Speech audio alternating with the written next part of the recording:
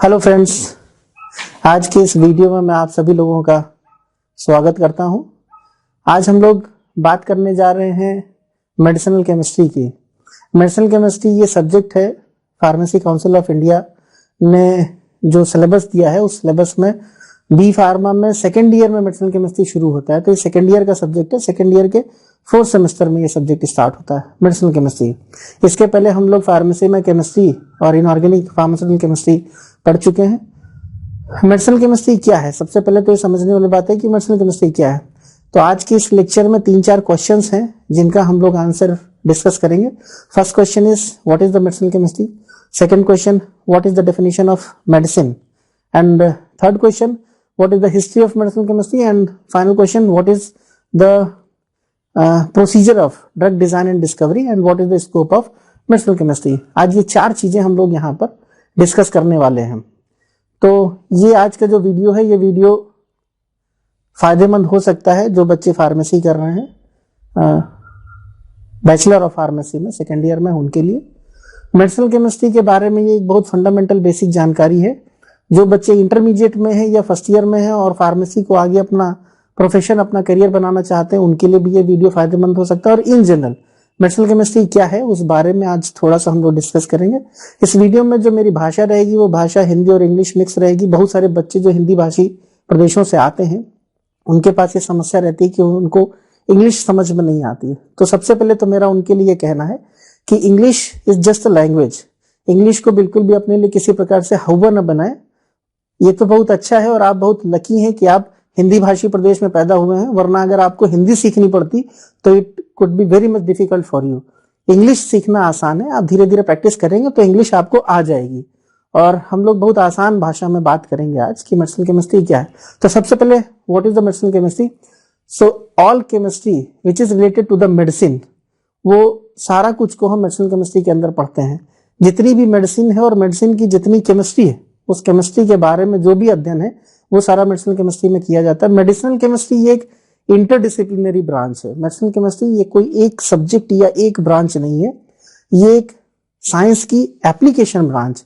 इस एप्लीकेशन में हम बहुत सारी जो बेसिक साइंस की ब्रांचेस हैं उन ब्रांचेस का इस्तेमाल करते हैं। कि जैसे मेडिसिनल केमिस्ट्री अगर हमको करना है या मेडिसिनल केमिस्ट्री पढ़ना है तो इसमें हमको सबसे पहले तो basic fundamentals of organic chemistry ये हमको पता होने चाहिए। ऑर्गेनिक केमिस्ट्री के साथ हमको थोड़ी सी बायोकेमिस्ट्री का नॉलेज होना चाहिए। जब हम मेडिसिन की बात करते हैं तो हमको पूरी बायोलॉजिकल सिस्टम और उसकी फार्माकोलॉजी के बारे में पता होना चाहिए, हमको इम्यूनोलॉजी के बारे में पता होना चाहिए।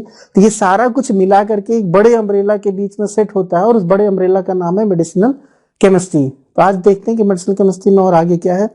तो chemistry which is related to the medicine is known as medicinal chemistry. अब मेडिसिनल केमिस्ट्री की अगर हिस्ट्री देखते हैं तो बहुत पुराने समय में, एशियन टाइम से, भारतवर्ष के अंदर हिंदू धर्म ग्रंथों में आपको बहुत सारा औषधि के बारे में लिटरेचर मिल जाएगा। चाइना में चाइनीज लोग बहुत पुराने समय से औषधियों के बारे में पढ़ते रहे हैं। बहुत सारे प्लांट्स को और बहुत सारे जो नेचुरल प्रोडक्ट हैं उनको एज ए मेडिसिन इस्तेमाल करते रहे हैं। इजिप्ट में इजिप्शियंस जो है उन्होंने बहुत सारा पुराने जो प्लांट्स है और इस प्रकार के जो नेचुरल प्रोडक्ट है उसको मेडिसिन की तरह इस्तेमाल किया है। तो इतिहास बहुत पुराना है, लेकिन वहां पर कोई रिपोर्टेड लिटरेचर, ऐसा कोई ऑफिशियल लिटरेचर नहीं है। लिटरेचर जहां से हमको मिलना शुरू होता है वो सबसे पहले हमको मिलता है मटेरिया मेडिका।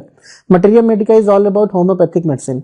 मटेरिया मेडिका के अंदर सारी होम्योपैथिक मेडिसिन का डिस्क्रिप्शन, उसका डिटेल सब लिखा हुआ है। मटेरिया मेडिका का लिटरेचर ये करीब 2000 BC पूर्व, ईसा से 2000 साल पहले लिखा गया। और उसी बीच में अगर हिंदू धर्म ग्रंथों की बात करते हैं और हिंदू औषधि की बात करते हैं, आयुर्वेदा की बात करते हैं, तो उसी बीच में सुश्रुत संहिता लगभग 2000-1500 BC के आसपास का उसका लिटरेचर मिलता है। एग्जैक्ट वो कब लिखा गया उसका अभी तक कोई ऑफिशियल लिटरेचर नहीं है। करीब 1500 से 2000 BC के बीच में ऐसा अनुमान है कि उसको लिखा गया। सुश्रुत संहिता के बाद फिर एक दूसरा और ग्रंथ है जिसको चरक संहिता के नाम से जानते हैं। चरक संहिता में बहुत सारी जो औषधियां हैं, आयुर्वेदिक औषधियां हैं, उनके बारे में लिखा गया है। चरक संहिता का अगर इतिहास देखते हैं तो वो करीब 100-200 ईसा पूर्व के आसपास की किताब है जिसमें बहुत सारी आयुर्वेदिक औषधियों के बारे में लिखा गया है। तो ये तो पुराना लिटरेचर है जिसमें औषधियों के बारे में लिखा गया है।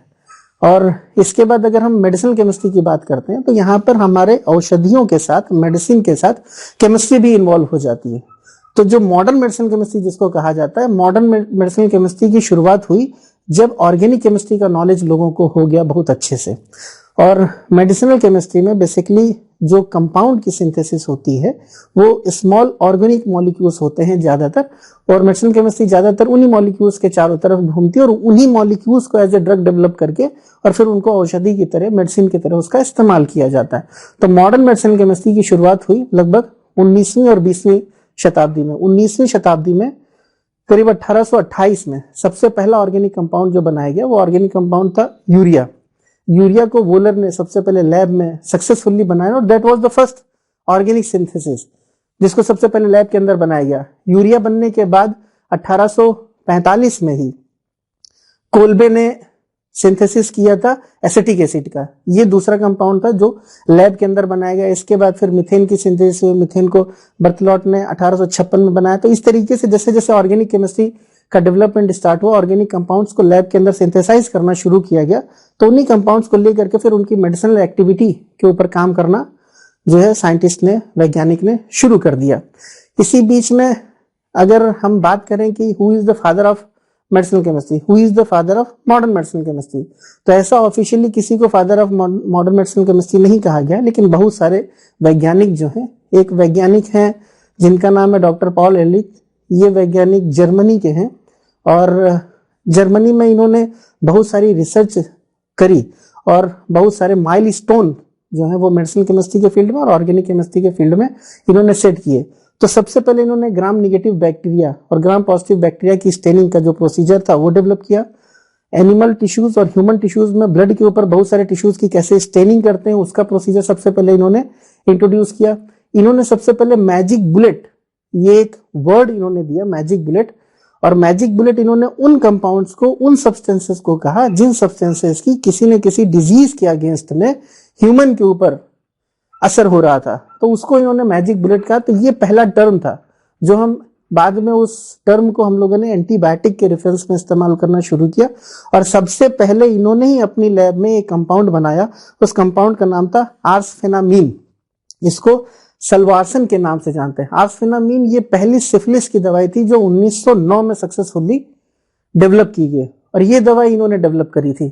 इसी के लिए इनको इम्यूनोलॉजी में और मेडिसिन में 1908 में नोबेल प्राइज भी दिया गया।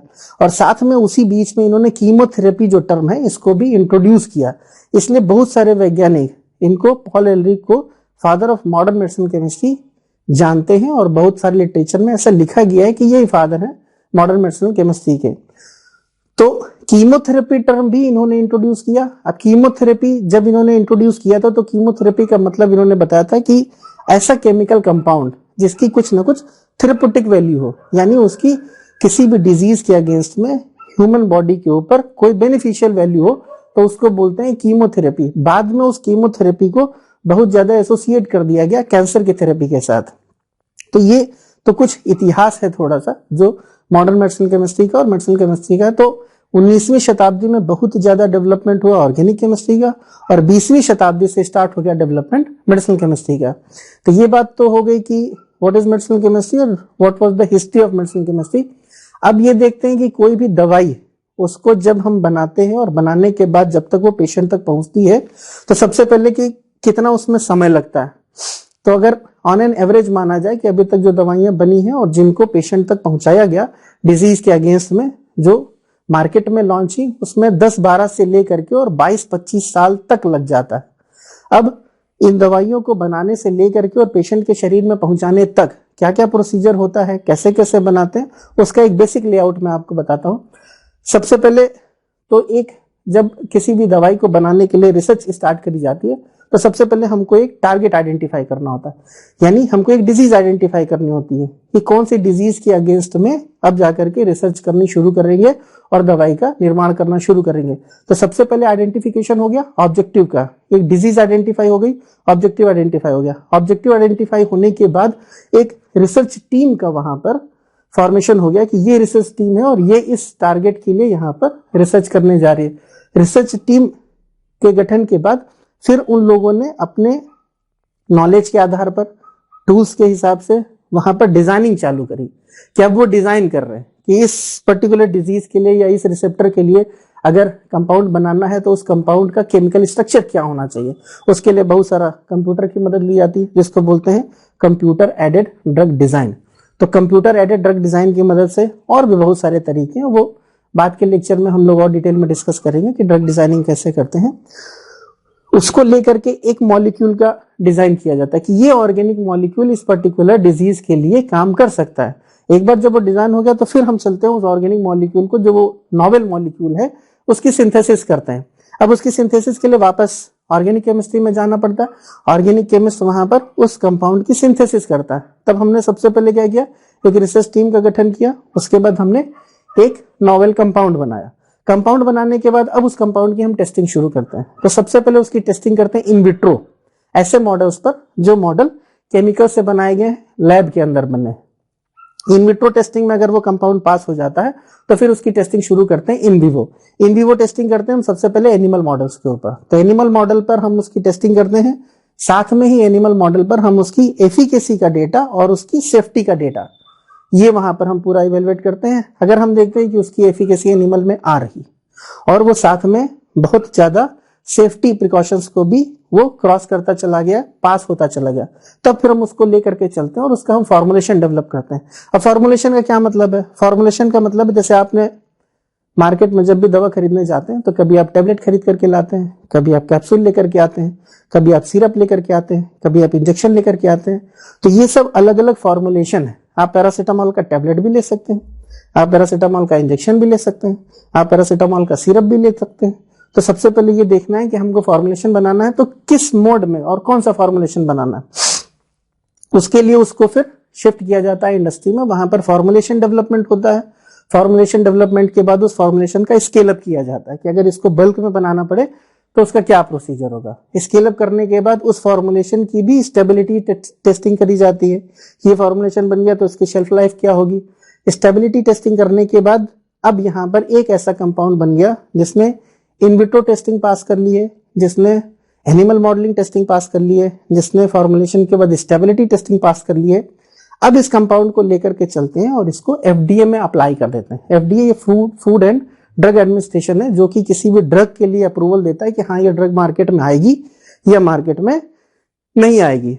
तो जब एफडीए में उसको अप्लाई करते हैं तो उस समय उस कंपाउंड को कहा जाता है this is IND application. IND का मतलब होता है इन्वेस्टिगेशनल न्यू ड्रग एप्लीकेशन।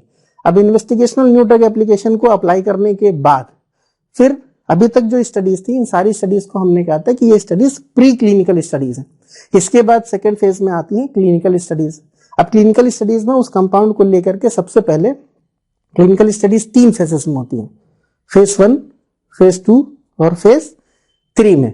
तो सबसे पहले फेज 1 में जब देते हैं तो फेज 1 में हेल्दी वॉलंटियर्स जो होते हैं, जो लोग स्वस्थ होते हैं, उनको सबसे पहले वो दवाइयां दी जाती हैं और उनके ऊपर उसके सेफ्टी का डेटा देखा जाता है।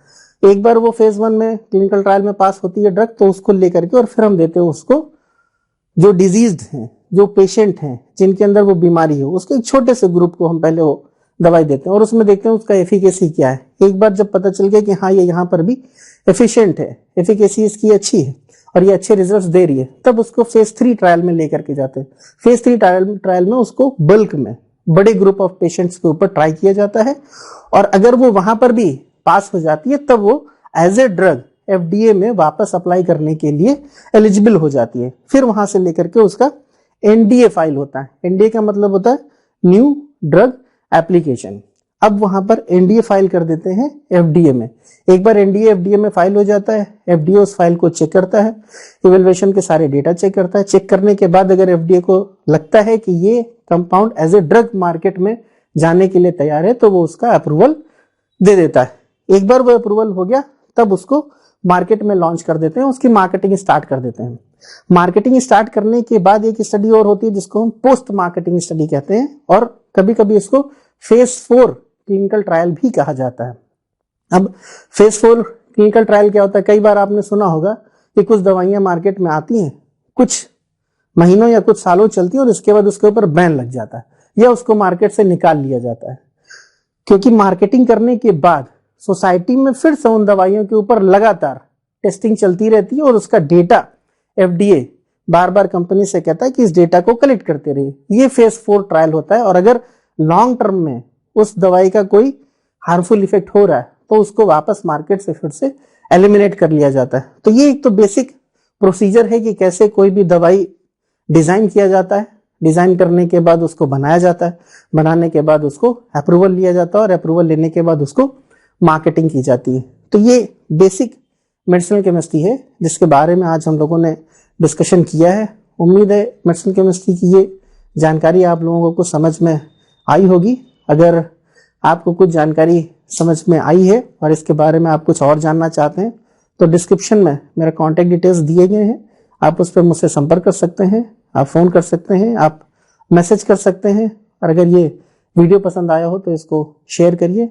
नेक्स्ट वीडियो में हम लोग मेडिसिनल केमिस्ट्री की जो नेक्स्ट यूनिट है जिसमें डिस्कशन होना है कि जो केमिकल कंपाउंड्स हैं या ड्रग्स हैं उसकी फिजियोकेमिकल प्रॉपर्टीज क्या क्या होती हैं, हम लोग वो डिस्कस करेंगे। तब तक के लिए थैंक यू, धन्यवाद।